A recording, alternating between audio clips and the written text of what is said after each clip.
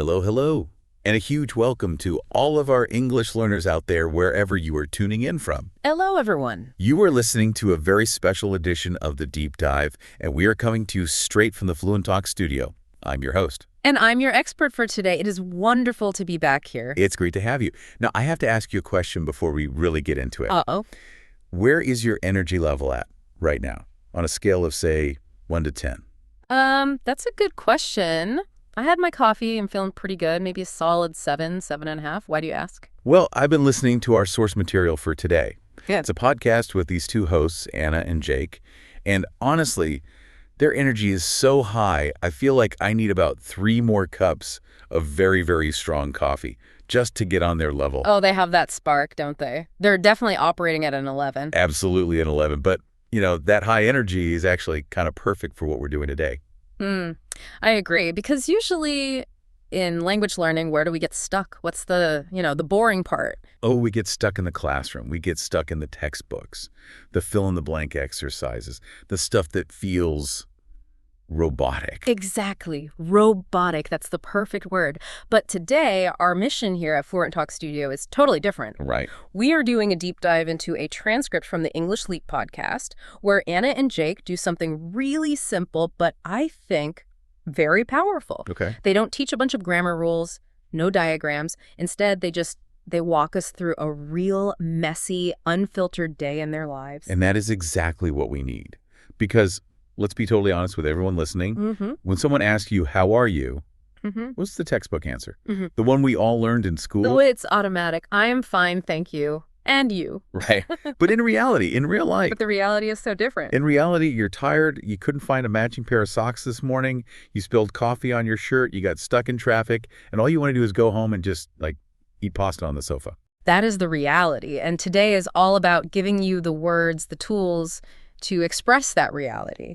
We want to move you past those robotic answers and help you describe the zombie mode mornings, as they call it, and the chaotic commutes. I love that phrase, zombie mode. I feel very seen by that. We're trying to bridge that gap, between textbook English and what people actually say. Real life English. So we have this transcript. Anna and Jake, they break down their entire day. We're talking morning, commute, work, evening, the whole thing. The full cycle. And they use some incredible vocabulary that's just perfect for learners who are maybe around the B1 or B2 level, or even, strong beginners at A2 who really want to push themselves. Precisely. It's candid, it's relatable, and it is packed with what I like to call functional vocabulary. Functional vocabulary, what do you mean by that? I mean words you will actually use, not abstract concepts, but words to describe your own life every single day. Okay, I'm sold. Let's stop stalling and let's get right into it. Let's unpack this, starting with the part of the day that I personally struggle with the most. The very beginning, section 1, the morning struggle. The morning struggle. It sounds so dramatic, doesn't it? It feels dramatic when it's happening at 6 in the morning. Now, the source material, it describes the alarm clock in this very poetic but also kind of aggressive way. He calls the loud enemy of every good dream. Isn't that a brilliant description? I mean, wow, it personifies the alarm clock. It does. It's not just some plastic machine sitting on your bedside table. It's an enemy. It's the antagonist, the villain of your sleep story. It really is. It's the villain that shows up every single morning. And this leads us to our first major concept, or maybe I should say, our first major bad habit that both Anna and Jake admit to. Oh, a bad habit. I'm listening. They are members of a specific club. They call it Team Snooze. And the concept is hitting snooze. Yes.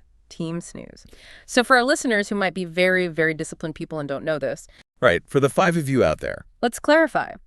To hit snooze or to press snooze is when your alarm goes off. And instead of turning it off and, getting up like a responsible adult, you press that specific button that gives you, what is it usually? Like a few extra minutes. It's usually 9 minutes, which is such a weird number, by the way. Why 9? I've never understood that. It's actually, believe it or not, a holdover from old mechanical clocks and the way the gears worked. It was hard to make it exactly 10. No way. Wow. Okay, bit of trivia. But psychologically, Anna and Jake talk about this trick we play on ourselves, don't they? They do. We tell ourselves, oh, just 5 more minutes, or just a few more minutes will be fine. We lie to ourselves. Yeah. Every single morning, we think that little bit of extra time will change everything. that will wake up feeling refreshed and, ready to conquer the world. But as they point out in the source, and it's so true, those are the shortest minutes of the entire day. They fly by. It's a complete deception. You're not getting quality sleep. You're just sort of drifting in this weird state of anxiety, knowing that the alarm is going to scream at you again any second.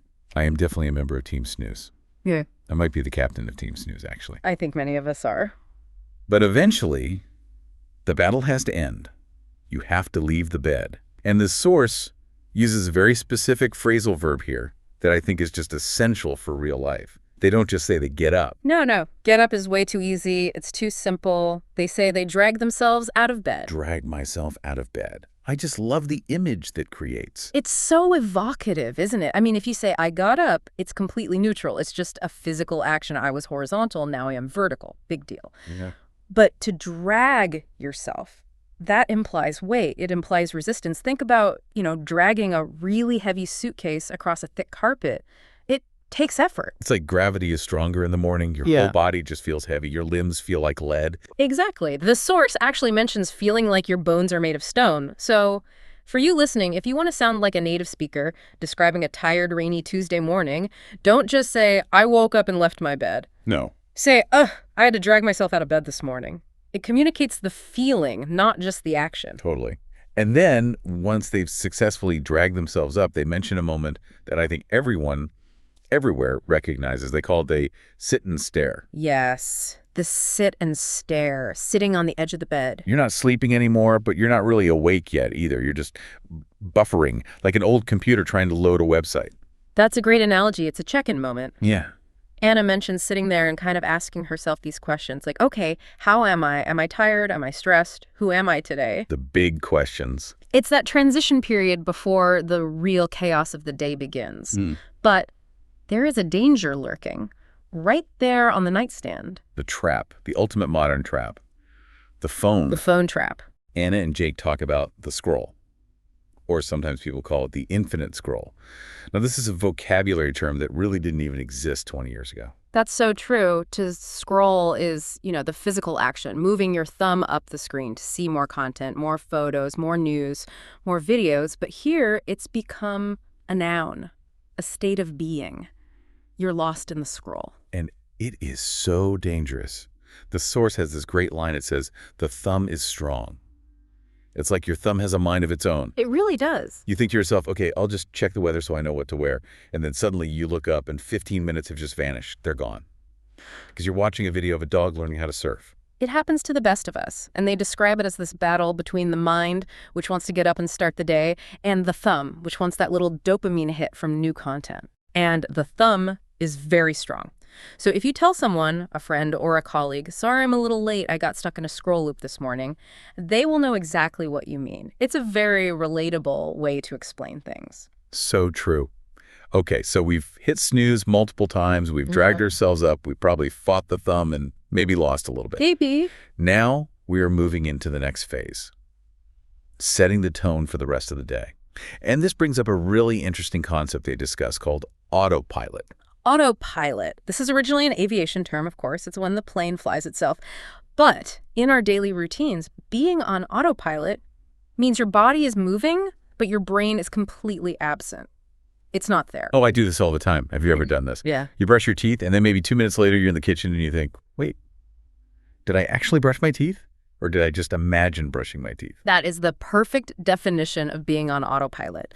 You are just going through the motions without any conscious thought. It's muscle memory. And the source suggests that the goal of a good morning routine, a real one, is to try and step out of that autopilot, to do things with intention, to be present. Right. Anna mentions doing things slowly, like making her coffee. Just would wake up her mind as well as her body. But, and this is a huge, but Jake and Anna also talk about something they call the comparison trap. This is so important for our listeners to hear. It is absolutely vital because we open up social media and what do we see? We see these perfect mornings. Oh, yeah. You know the ones I'm talking about, the influencers. The person wakes up at 4 a.m. There's no struggle. No dragging. They leap out of bed. They leap. They run 10 kilometers. They meditate for an hour. They drink a green smoothie that looks like actual grass. And they read a chapter of a philosophy book in its original ancient Greek. Meanwhile, in my real morning, I am literally searching for a pair of socks. Mm. Just one sock. I have one blue sock, and I cannot find the other blue sock anywhere. And that is the reality. That's what's so great about this source. Yeah. They emphasize that it is okay if your morning isn't perfect. Real life is messy. And I can't find my socks is a much more useful and common phrase for your daily English conversations than I just finished my pre-dawn triathlon training. So true. It's about being kind to yourself. Now, Anna has a specific strategy for managing the overwhelm of the morning. I really like this. She calls it a soft hello. I love this phrasing, a soft hello to the day. It just sounds so gentle. It does. It implies not rushing into the noise and the chaos immediately. It means no big decisions, no checking angry work emails, no heavy, stressful thinking in the first, say, 15 or 20 minutes of your day. And she pairs this with something she calls the rule of three. Can you explain that for our listeners? The rule of three is actually a productivity method, but she applies it to her sanity here. So instead of looking at a to-do list with 50 items on it and immediately panicking, Which I do. we all do, she chooses only 3 main tasks for the entire day. Only 3. That sounds too easy. But it's brilliant. It makes you feel in control. If you accomplish those 3 things, you've won the day. Anything else is a bonus. It prevents that feeling of drowning before you've even had your first coffee. I'm going to try that. That sounds amazing. Speaking of moving before coffee, there's another great vocabulary word that Jake uses. He's talking about how he walks to the kitchen. He doesn't just walk, he shuffles. Shuffle. S-H-U-F-F-L-E. To shuffle means to walk without really lifting your feet off the floor. You're kind of just sliding them. You can almost hear the sound. Swish, swish, swish. It's the official walk of the tired person. Or the person wearing slippers on a cold morning. Exactly. It implies very low energy. You are still half asleep.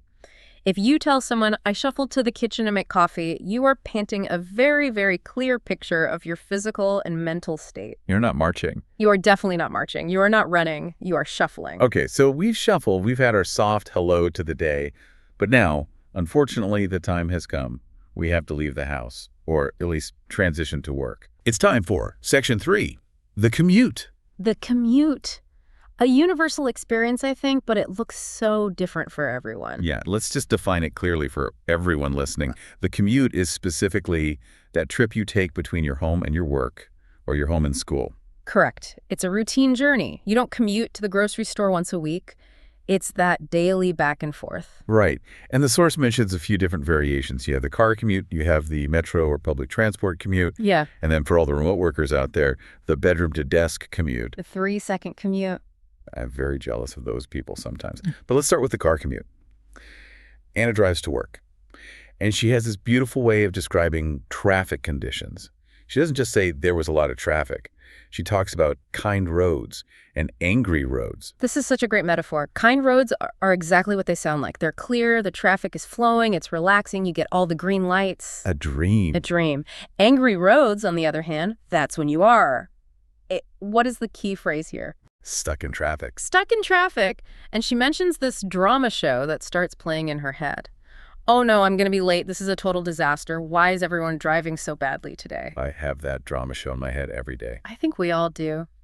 But this is where language meets mindset. She talks about reframing the situation. So instead of just sitting there being angry and stressed, she decides to make the most of the time. Make the most of. That's a really key phrase for our learners, isn't it? It is. It's fantastic. It means to extract the best possible value from a situation that might not be ideal. So since you're stuck in the car anyway and you can't magically fly over the other cars, Sadly, how can you use that time productively or enjoyably? Anna listens to English podcasts, which is very meta, or music, or she even says she repeats sentences aloud to practice pronunciation. So she basically turns her car into a mobile classroom. She turns a negative situation into a positive one. I really like that. It's very smart. Now, Jake takes the metro, public transport. And his coping mechanism is a little different. He engages in what he calls people watching. People watching. This is a classic cultural pastime in many big cities around the world. It means just observing strangers. Not in a creepy way, of course. We're not staring at them. Right, not weirdly. No, but just noticing them, observing human behavior as it happens around you. And Jake turns it into almost a creative writing exercise in his head, doesn't he? He absolutely does. He imagines their stories. He'll see a man in a very sharp suit and think, is that guy going to a big job interview? Is he nervous? Or he'll see a woman looking really stressed and think, did she fight with her alarm clock this morning? Is she on Team Snooze too? It turns a boring wait on a train into a kind of mental movie. And that's a great way for learners to practice thinking in English too. It's invisible practice. What do you mean? Well, you could look at someone on the bus and just try to describe them in your head, silently. He looks tired. He is wearing a blue coat. He's holding a bouquet of flowers. I wonder who they're for. That's a brilliant exercise. It keeps the brain active in the target language, and it stops you from just mindlessly going back into the scroll on your phone. Exactly. Okay, so we have somehow survived the commute. We have arrived at the office or our desk. It is time for Section 4. The workday. The main event of the day. The main event. Now, the source discusses how to start the workday without immediately losing your mind. And Anna uses this great swimming metaphor. She talks about easing in. Easing in. I love this one. Imagine a swimming pool on a hot day, but the water is a little cold. You have two choices. You can run and jump in and create a huge splash. That's a shock to your system. That's the cannonball approach. Right. Or you can walk in slowly, step by step, getting your body used to the temperature. That is easing in. And in the context of work, jumping in, the cannonball, that's like opening your email inbox the second you sit down. Yes, which immediately leads to that feeling of drowning. If you open your email first thing, you are instantly reacting to everyone else's demands and problems. You aren't doing your work. You're just putting out fires for other people. So the strategy they recommend is to do your deep work first. Exactly, deep work. This means focusing on your hardest, most important, most brain power-intensive task while your brain is still fresh. And how do you do that? Phone face down, no notifications, close all the other tabs, just you and the work. Even if it's only for 1 hour, you've won your day. I try to do this. I really, really do. But then the day goes on, you have lunch, and then 3:00 p.m. happens. The great wall of 3:00 p.m., the slump. The afternoon slump, the source calls it the 3:00 p.m. problem. It's a real biological thing. The afternoon slump is that universal global drop in energy. Your eyelids get heavy, your brain just says, nope, we're closed, come back tomorrow. The source has this great little phrase. It says the brain is asking, can we not? Can we not? It's such a delightful conversational phrase. It implies a very polite but also very firm refusal to exist or function anymore. It's like you're looking at a spreadsheet and your brain just politely declines the invitation to understand any of it. Exactly that. So how do they recommend dealing with this slump? Because most of us can't just go and take a nap under our desks. Usually not, no. Well, they suggest a few practical things. First, grab a snack. Notice the verb they use, grab. It implies something quick and easy. You aren't cooking a 3-course meal. You're grabbing a piece of fruit or some nuts. It's functional fuel to get you through. Okay, that makes sense. And then there's the idea of task shifting. Right. This is so important. Don't try to do your deep work, your genius brain tasks during the slump. You will fail and you will hate it. What do you do instead? You move your genius tasks to the morning and you save the easy, mindless stuff for the slump. Things like filing documents, deleting old emails, organizing your computer folders. You work with your energy, not against it. That is so smart. But there's a danger here, isn't there? If we just ignore the slump and try to be a hero. The source contrasts two very important concepts, powering through versus burnout. This is a crucial distinction for everyone in the modern world to understand. To power through means to push yourself hard despite being tired. Okay. It's like driving a car at its maximum speed even when the little gas light is flashing and telling you you're almost empty. Sometimes you have to do it to meet an important deadline. Right, for a short period. But what happens if you power through every single day? Then you hit burnout. Burnout is when the engine completely breaks down. It's not just being tired, it's a feeling of being empty. No joy in your work, no motivation. The source says it's when the engine just says, nope. And we really want to avoid the nope. So taking small breaks, just standing up, stretching for a minute every hour or so, that's actually productive. It's not being lazy. Precisely. It prevents the burnout. It helps keep the machine running smoothly for the long term. Okay, we have powered through, sensibly of course, and now the workday is finally done. We are heading home. It's Section 5, the evening, or, as the source so nicely calls it, landing the plane. I really like this aviation theme they have going through the whole thing. It's a great metaphor. Me too. It ties it all together. Yeah. So they describe two main types of evenings, and I think every single listener will identify with one of these. First, the all-too-common zombie evening. The zombie evening. This is characterized by the fantastic phrase, crash on the sofa. Okay, let's unpack the verb crash. We are not talking about a car accident here. No, not at all. In this context, to crash on a sofa or a bed means to drop your body physically because you are so exhausted. Right. You don't sit down elegantly with your ankles crossed. You collapse. You just let gravity take you. Whoop, you're done. I know that feeling very well. And what's on the menu for a zombie evening dinner? According to the source, it is pasta again. It's always pasta, isn't it? Yeah. It's always pasta, it's quick, it's easy, it's comfort food, and then the rest of the evening is just scrolling on your phone until you fall asleep with it in your hand. It's a completely passive evening. You have nothing left to give the world. That sounds very familiar. But then there is the other option, the aspirational evening, the one we all try to have, the soft landing. The soft landing, and this involves the process of winding down. Winding down. Yeah, think of a machine that's been spinning really fast all day long. You can't just switch it off instantly. That would damage it. You have to let it slow down gradually. That is winding down. And this involves carving out some me time. Me time. Such a great, simple phrase. It's time that belongs only to you. It's not for your boss, not for your family's demands, not for your chores. It's time dedicated to feeling like you again. For me, that's usually reading a book or maybe just sitting in silence for 10 minutes. But the source mentions changing clothes specifically. The socks-only moment. The transition from work clothes to comfort clothes. Taking off the tight jeans or the formal shirt, it is a powerful signal to your brain, it says. Work is officially over. It's a physical switch that helps your mind switch off, too. And finally, they talk about ending the day. They suggest 2 small habits to stop your brain from worrying all night. Yes, 2 very simple but effective ones. The first is gratitude. Just writing one single line about something good that happened, even something tiny, like the coffee was really good today. To end on a good note. Exactly. And the second is preparation. Just checking your schedule for tomorrow for 5 minutes, not working, just looking. So that you aren't lying in bed at midnight trying to remember if you have that important meeting at 9 a.m. or 10:00 a.m. Precisely. You dump the information out of your brain and onto a piece of paper so that your mind can actually rest. This is all so useful. So we've walked through the entire day, from the enemy alarm clock to the peaceful pillow. But here is the big problem that a lot of learners face. Yeah. Someone asks them, hey, how was your day?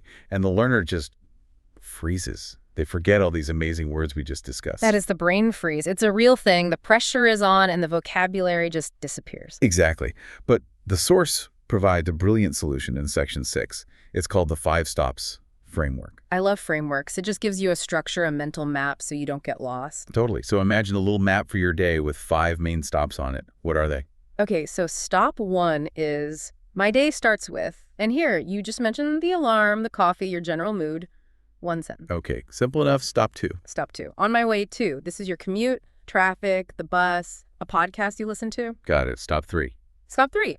During the day, this is your work or your studies. Focus on one main task or feeling. I had a big meeting or I felt really tired. Right. Next. Stop 4.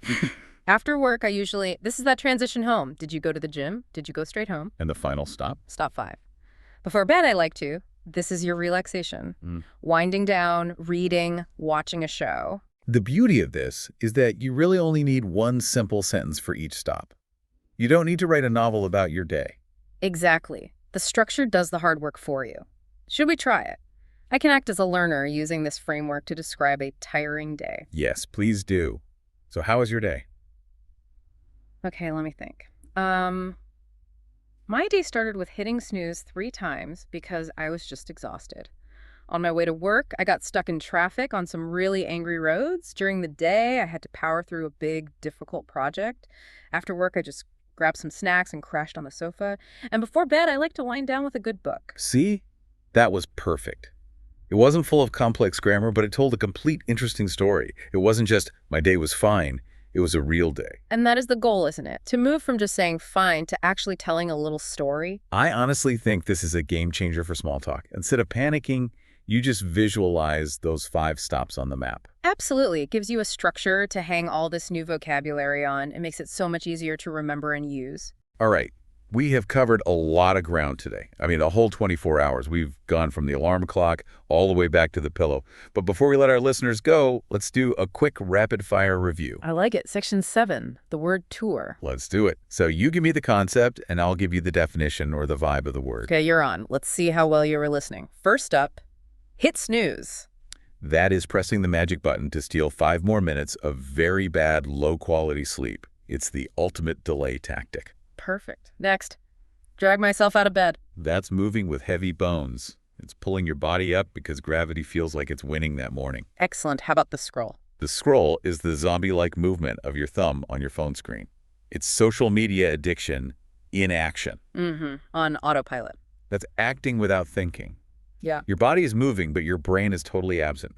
Like driving home from work and then forgetting the entire journey. It happens. Okay, commute. The journey between home and work can be kind or it can be angry. Speaking of angry roads, stuck in traffic. That's being immobilized by cars.